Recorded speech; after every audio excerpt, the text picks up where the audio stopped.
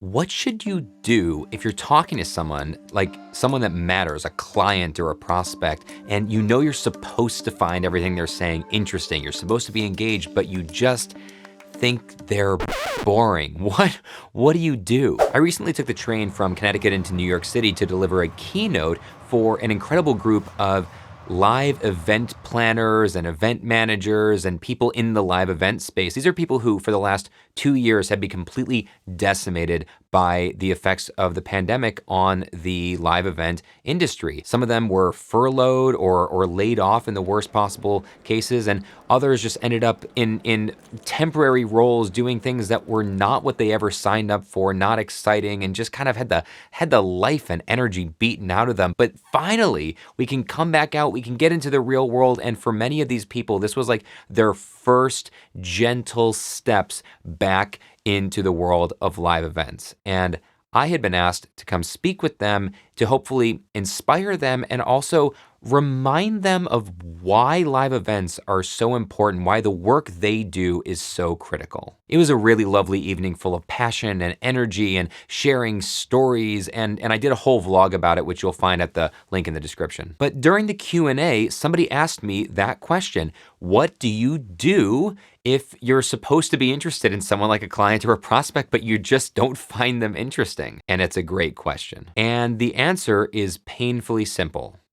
Develop genuine curiosity. Genuine curiosity is the key to staying present during conversations and making people feel seen, heard, valued, and understood in a world that just isn't listening anymore. People are just shouting past each other and just nobody feels like an actual person with value. Genuine curiosity. But how do you do it? If you find yourself talking to someone you're supposed to care about, but nothing they say actually is interesting you, ask yourself this question instead.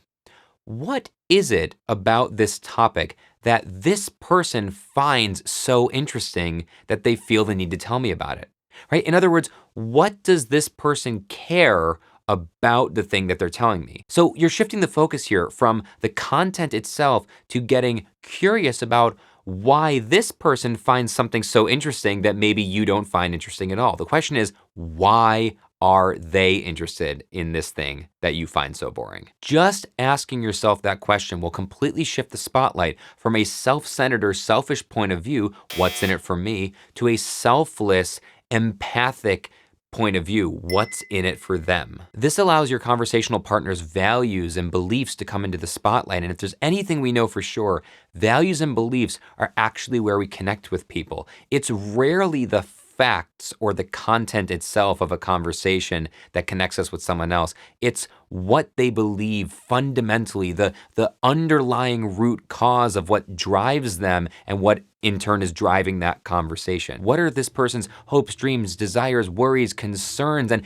how do they align with yours? Ask questions and adopt a mindset of curiosity that gets you to those underlying values, and you'll find yourself having a much better time in any conversation. You don't have to be interested in everything anybody else is interested in. If you were, life would be super boring, but instead, you can get interested in why they're interested. And you might be surprised how often the answer to that question leads you down a path of discovering something you actually have in common with them that you'd have never discovered if you were simply nodding along and hoping for a way out of that conversation.